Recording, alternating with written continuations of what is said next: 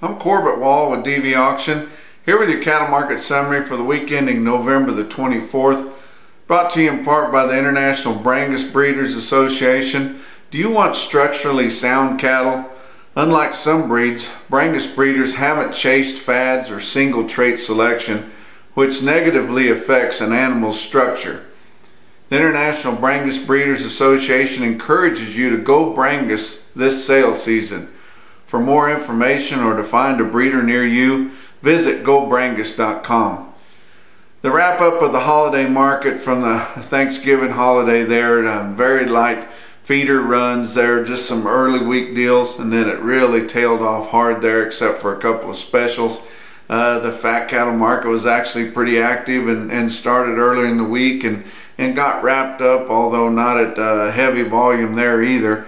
But the one thing I do want to remind you guys, this week there are a few days left to go online there and make a public comment on this ELD, the electronic logging devices for your ag transporters, especially your livestock haulers. You can go on there and there's several places you can go to find more information about it. The LMA, the Livestock Marketing Association's website's got information there.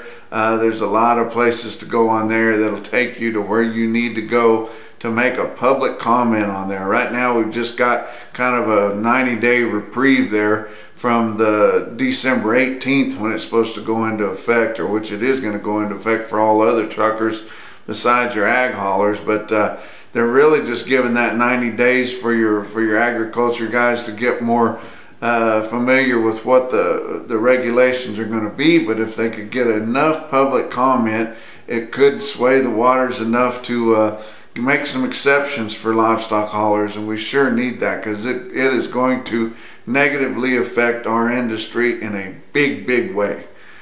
But let's look at the market for last week. Your board February live cattle futures Monday was down 165. Of course, the board taketh away and then giveth right back the very next day on both your fats and feeders.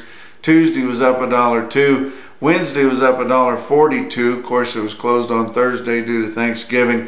And Friday down 90 cents with February live cattle ending the week at 124.57, down just a dime. December spot live cattle futures ended the week at 118.57. That was down 28 cents. Feeder cattle futures for January, Monday was down 217, and then Tuesday gave it right back, 207 up on Tuesday. Wednesday was up $1.10, closed on Thursday, and Friday up 57 cents, with January feeder cattle contracts ending the week at 153.30, up $1.58.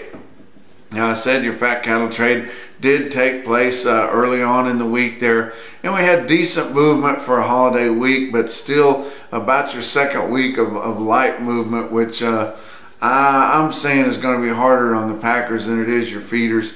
They moved 70,100 head in the 5-area feeding region, which on a second week of kind of light run there could leave your packers a little bit short. Bought through Thursday, through the holiday Thursday, of course nothing then, but they did wrap up all of Wednesday's sales. Your weighted averages are just going to be just under 119 on your live steers. Actually, if you blended the steers and heifers together, it might be a pinch over 119, so it's right in there tight. And your dressed steers average 189.04. But that's the culmination of the market. But your Southern Plains sold all their cattle at $1.18, which was $1 lower, where your Northern Plains had their live sales from 118 to 120 and a half, mostly 120 to 120 and a half. So that's largely steady for them, and their dress sales were exactly steady from 188 to 190. So, and that was the latest sales we had, was in the Northern Plains at 120 and a half. Especially out west there on the western side, and that is exactly steady, and I think that's a positive thing moving into this week. It's going to give your feeder markets and everything kind of an uplift early in the week, because they were really hard on them at the beginning of the last week. But slaughter for the holiday week ended at 572,000, which is 23,000 more than the same holiday week a year ago, so that's not too bad at all. Box beef cutout values on the average of last week's trade through the holiday. Their choice carcasses were down 152 on the average to end with an average trade of 208.70. Your select average trade was 188.30, down $2.42 from the weighted average the previous week, and that's a little over a $20 spread between choice and select, with much better demand for those higher dollar cuts in the middle meats. But you look at your cash feeders for last week. Of course, we had a very short week. Most all your sales were closed Wednesday, Thursday, and Friday, so just Monday and Tuesday sales, and a lot of those had lighter runs. But early in the week, most of your calves and feeder cattle sold $2 to $7 lower, and that's heavily influenced by Oklahoma National Stockyards and the big sale they had in Joplin on Monday. But not too many other places really swaying the market there.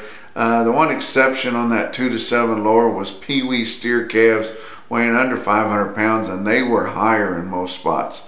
Your real-time index from Beef Market Central on the weighted average from 7 to 899 pound steers was 150.51. That was $2.09 lower than the end of the previous week, so we did lose some ground. I mentioned a couple of big specials. Always during the Thanksgiving holiday, your eye goes to two big specials, one in Burwell, Nebraska, one in Green City, Missouri. But Burwell, Nebraska had 5,300 for their special late in the week there. And you look at the calf quote there, over 1,400 six-weight steer calves averaged 651 pounds at 178.29 on the average. That's pretty hefty there, but on real top quality calves there. Green City, Missouri, they sold the yearlings on a Tuesday special and then come back with calves on Friday. But on the Tuesday yearling special, they sold a load of 878 pound steers at 162.25. That wraps up a look at last week's holiday market week from a home DV auction office here in Canyon, Texas. We'll talk to you next week.